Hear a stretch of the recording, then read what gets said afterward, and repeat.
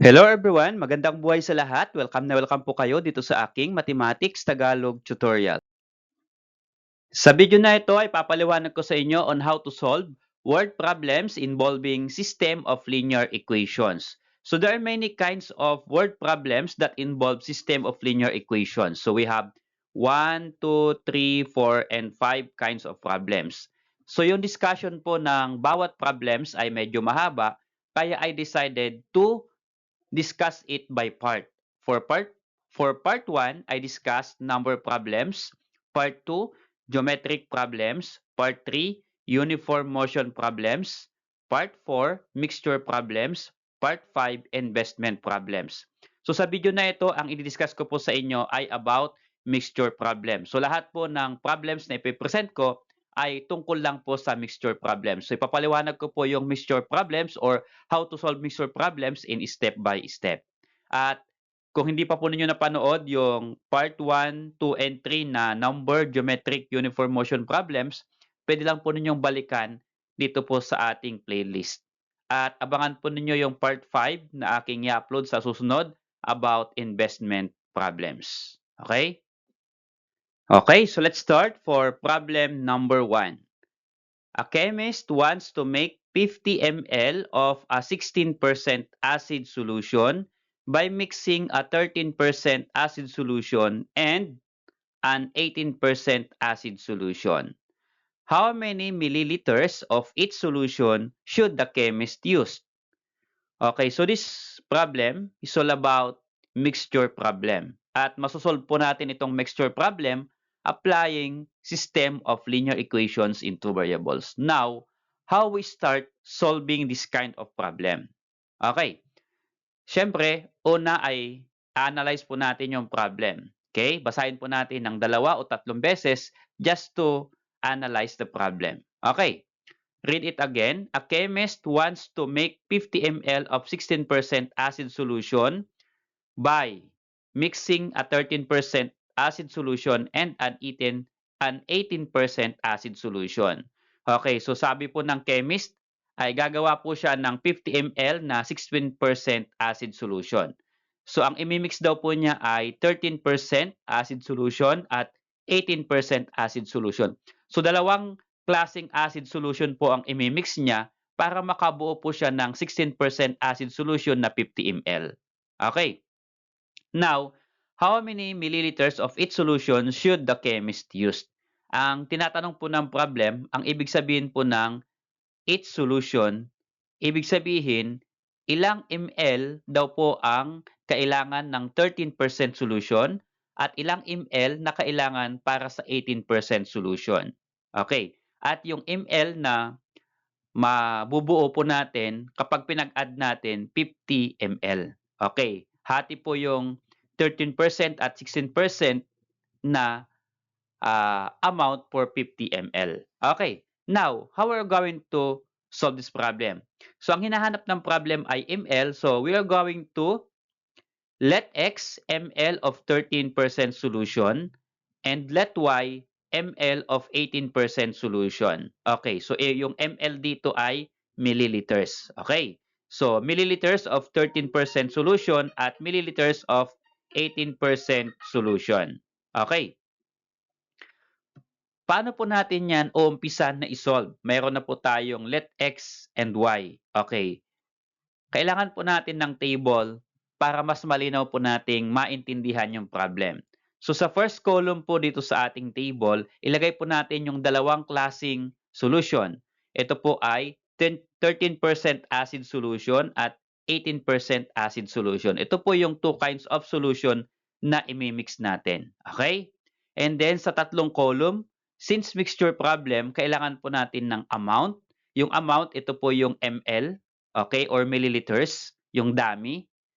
At second column ay percent of solution. So ito po yung percentage ng solution. Ito yung 13% at 18%.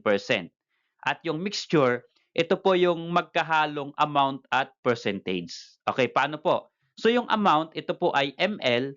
Wala pong ml na nakalagay dito. Ito po yung kukunin natin. Okay?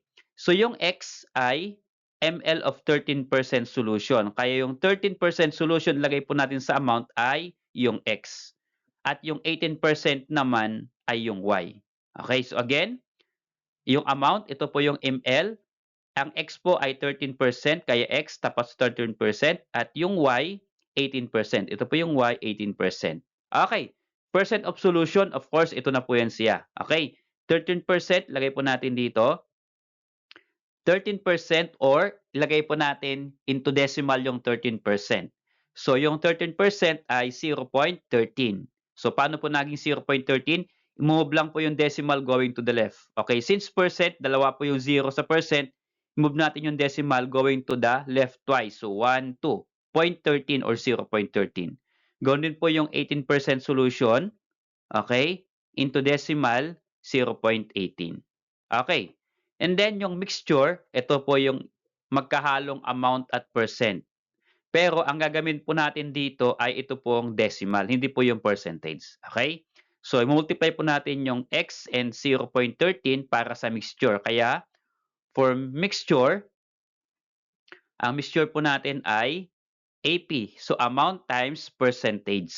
Kaya, ang amount po ay x, ang percent ay 0.13, kaya ang mixture po ay 0.13x.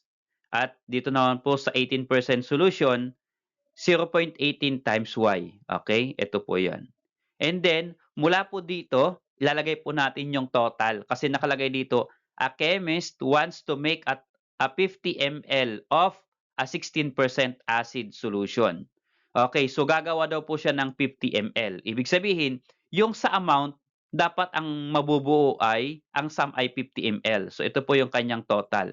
So sa amount, dapat po ay 50 ml ang total. Okay? Sa percent of solution, wala po siyang total.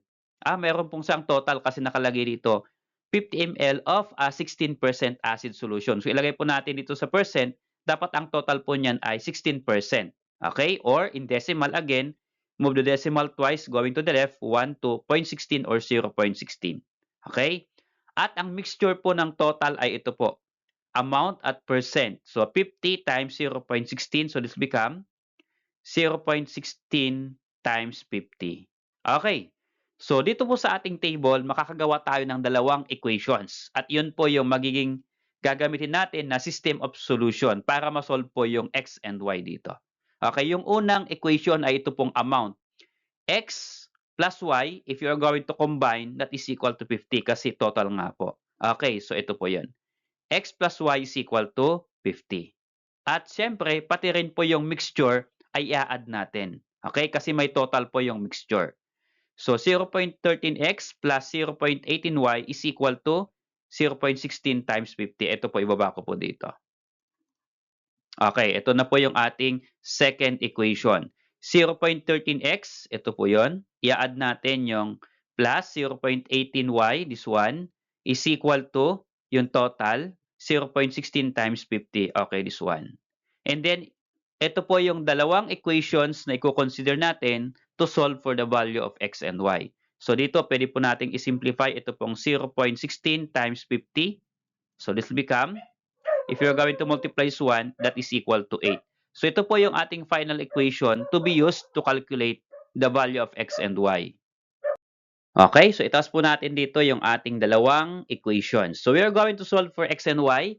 Ang gagamitin ko po dito ay elimination method. Okay, by elimination method, we are going to multiply numbers. So ang gusto ko pong eliminate dito ay ito pong variable y. Kaya ang multiply ko po ay 0.18 sa first equation kasi ito po yung numerical coefficient ng y sa second equation. At 1 naman po ang i-multiply sa second equation kasi ang numerical coefficient ng y dito sa first equation ay 1. Okay, so ganyan po yun. 1, numerical coefficient ng y. At ito naman po ay 0.18 po sa taas. Okay, since pareho pong positive ito pong y sa first equation at second equation, pareho po silang plus. So yung isa po dito sa i-multiply natin ay negative. So ang negative ko po dyan ay yung 1. So negative 1 po. Para mayroon po tayong makancel. Okay. So next po is we are going to multiply 0.18 to the 3 terms in the first equation. Okay. So x times 0.18, ganito po yon. Okay. X times 0.18 is 0.18x. Then plus y times 0.18, ito po, plus 0.18y is equal to 50 times 0.18 is 9. Okay. So, sinurtcut ko na po yung pag-multiply ng 50 times 0.18 that is equal to 9. And then, sa second equation naman po ay, ito, multiply negative 1 sa first term, 0.13x times negative 1 is negative 0.13x. And then, here, negative 1 times 0.18y is negative 18y or negative 0.18y. Kaya ito po ay minus. Ano po? Is equal to 8 times negative 1 is negative 8.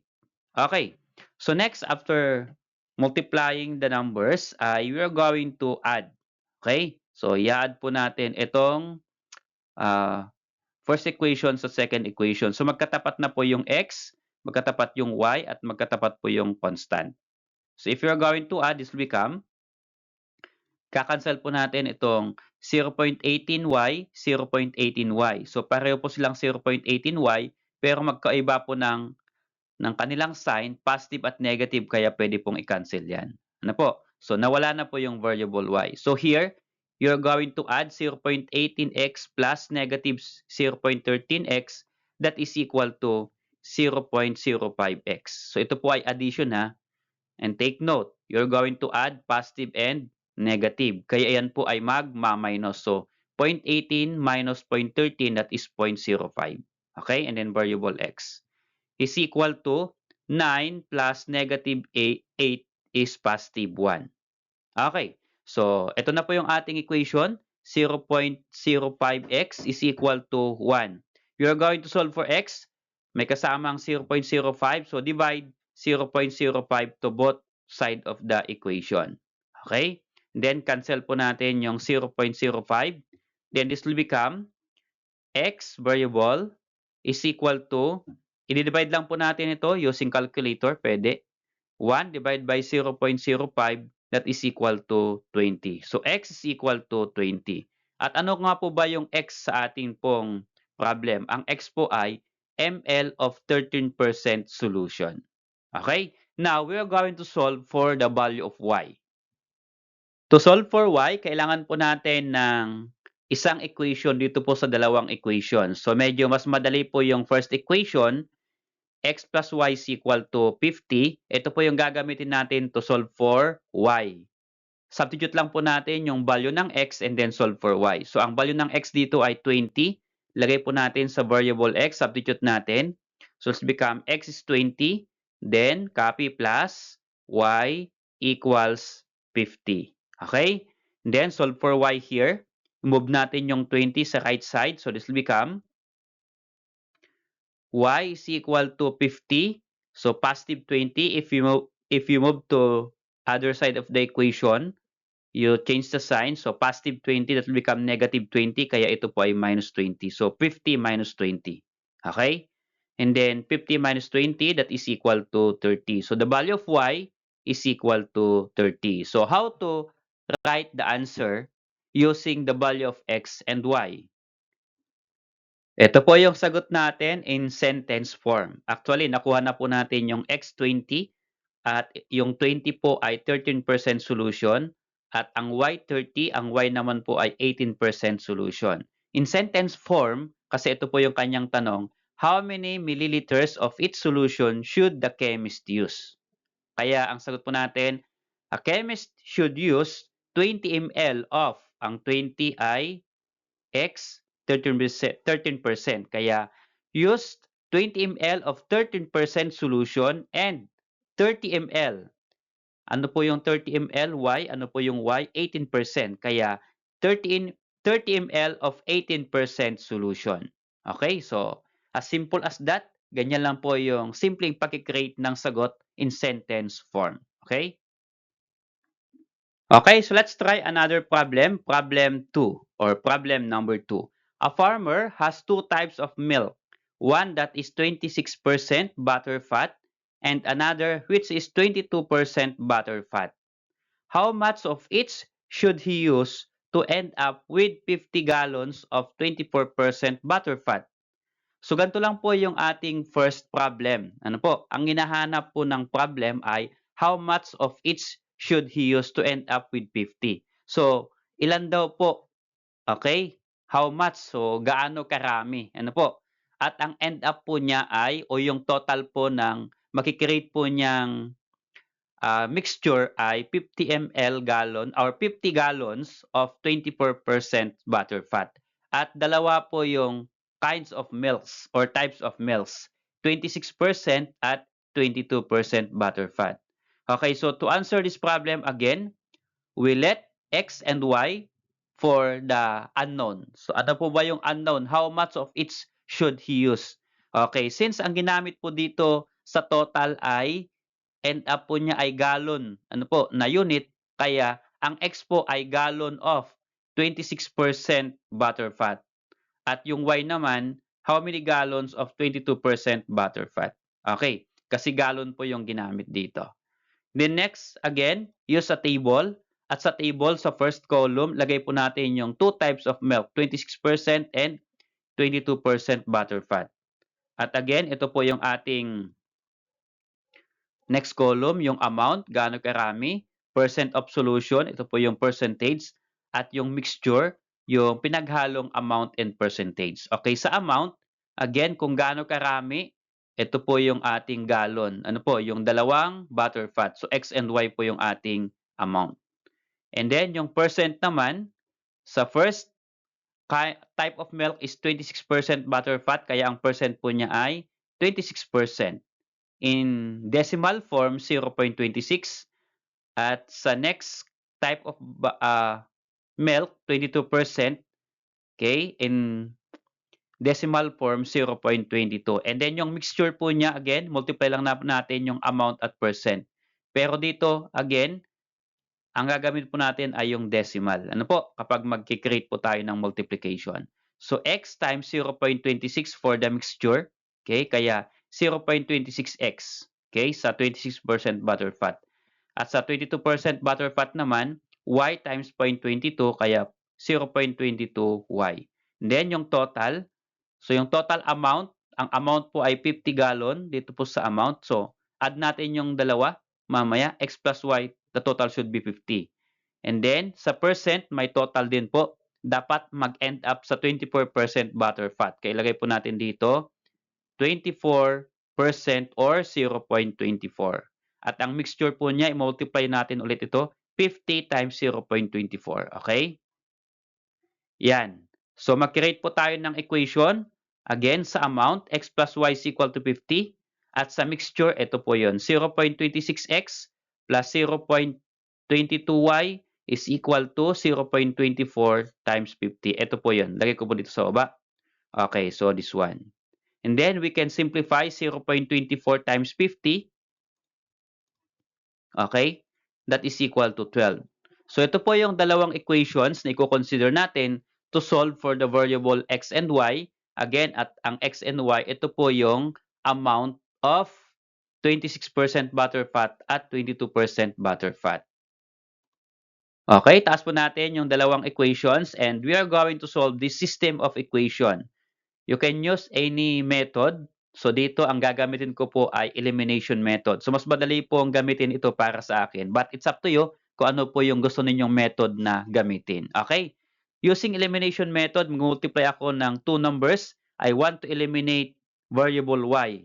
Kaya ang multiply ko po sa first equation ay 0.22 kasi 0.22 po ang numerical coefficient ng y dito sa second equation. At sa second equation naman, ang multiply ko ay 1 kasi 1 po yung numerical coefficient ng y dito sa first equation. Okay? So notice again, pareho po silang plus y plus 0.22y, pareho pong positive. Mag-indicate po tayo ng isang negative dito. It's either negative 0.22 or negative 1. So dito, 1 po yung gagawin kong negative kaya negative 1. And then, multiply ulit natin. X times 0.22, ito lang po yun. X times 0.22 is 0.22x. And then, plus y times 0.22. So, 0.22y is equal to 50 times 0.22 is 11. Okay? And then, next, sa second equation, negative 1 times 0.26x, kaya negative 0.26x. And then, negative 1 times 0.22y. So, negative 0.22y. Kaya ito po ay minus. Okay? And then, equals 12 times negative 1 is negative 12. Okay. We are going to add the two equations. So, here, we can add 0.22x plus negative 0.26x that is equal to negative 0.04x. Okay, bakit po negative? Kasi 0.26 yung negative, 0.22 yung positive. Kaya mas malaki yung negative 0.26 kaya negative po yung magiging sagot. Okay? And then here, notice here, 0.22y, 0.22y, pareho po yung terms natin. At isa po ay negative, ang isa ay positive, kaya kakancel po natin yan. Okay? Then is equal to 11 plus negative 12, that is equal to negative 1. Okay? And then, we're going to solve for x. I-remove natin yung negative 0.04 by dividing that number. Okay? Kung ano yung numerical coefficient ng x, yun po yung ating i-divide. Dito po at sa right side ng equal sign. So, pwede na po natin cancel ito. Negative 0.04 at ang matira po dito ay x is equal to negative divided by negative is positive. Kaya yung maging sagot po natin dito ay positive. So, 1 divided by 0.04 that is equal to 25. So, the value of x is equal to 25. Lagay ko po dito. At ang x po ay gallon of 26% butter fat.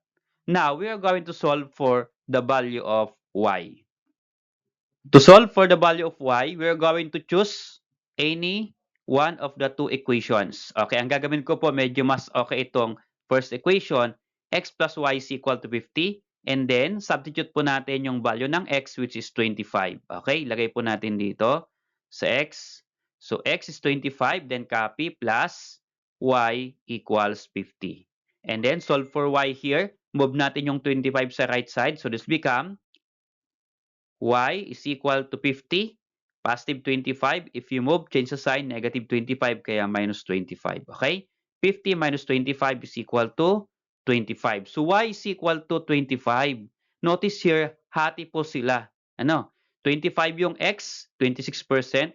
25 yung y, ang y ay 22%. If you are going to add 25 plus 25, that is equal to 50 gallons. Okay? Now, how are we going to answer in sentence? Ito lang po yung simple na sagot in sentence form.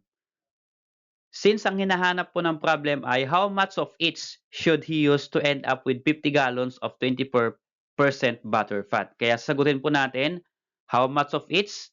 Ito po ay tungkol sa farmer, yung kanyang 2 types of milk. Kaya gamitin po natin yung word na farmer. So, a farmer should use 25 gallons of 26% butter fat. So, pareho po silang 25. Okay, lalagyan po lang po natin ng 26% at 22%. Okay? Ulitin po natin, a farmer should use 25 gallon of 26% butter fat and 25 gallon of 22% butter fat. Okay? To end up the discussion, ay nag-prepare po ako ng activity for you. Let's see how you understand the lesson. So, isa lang po na problem ang aking na-prepare para po sa inyo. Okay? So, pwede po ninyong i-post yung video na ito. Try to read, analyze, and then solve. At kung meron na po kayong sagot, baka pwede naman pong pa-share sa amin what is your answer to this question or to this problem. Salamat sa panonood. I hope that you learned how to solve mixture problem that involves system of linear equation. So, see you on my next discussion about solving problems involving investment problems.